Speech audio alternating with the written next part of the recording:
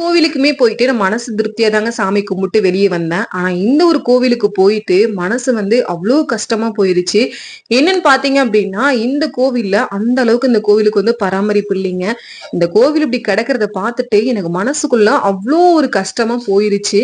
ஏன்னா கோவில சுத்தியுமே ஒரு பராமரிப்பு இல்லாம இருந்துச்சு. அது எந்த கோவில், எந்த ஊருன்னு தெரிஞ்சுக்கலாம். வாங்க போகலாம்.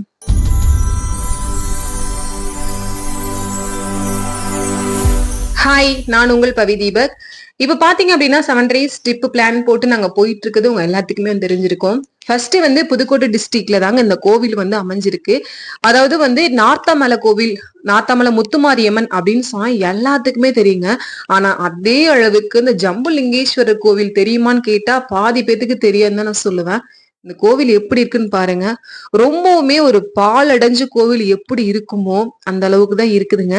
நான் பார்த்த வரைக்கும் இந்த கோவிலுக்கு வருவாங்க போல, பூஜை பண்ணிடுறாங்க, அப்புறம் போயிடறாங்கன்னு தான் நினைக்கிறேன்.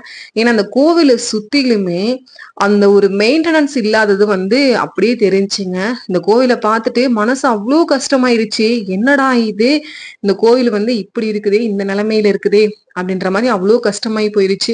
ஒருவேளை நான் மனசுல நினைச்சேங்க, என்கிட்ட காசு பணம் இருந்தாலோ ஒருவேளை நான் நல்ல நிலைமைக்கு வந்தாலோ இந்த கோவிலை சுத்தம் பண்ணி எடுத்து சீரமைக்கணும் அப்படின்ற மாதிரி நான் மனசுல எனக்கு தென்பட்டுச்சு. சோ நீங்க யாராவது ஜம்புலிங்கேஸ்வரர் கோவிலுக்கு போறீங்க அப்படின்னா போய் சுத்தி பார்த்துட்டு வாங்க. இந்த கோவில் பாத்தீங்க அப்படின்னா ரொம்ப பெருசா எங்க இருக்கு அப்படின்னா திருச்சி டிஸ்ட்ரிக்ட்ல திருவனைக்கால் அப்படின்ற ஒரு ஊர்ல ஜம்புலிங்கேஸ்வரர் பெரிய கோயில் இருக்குங்க. அதே கோவில் தான் இங்கே இருக்குன்னு நினைக்கிறேன். ஏன்னா பேரு ஒரே மாதிரிதான் இருந்துச்சு.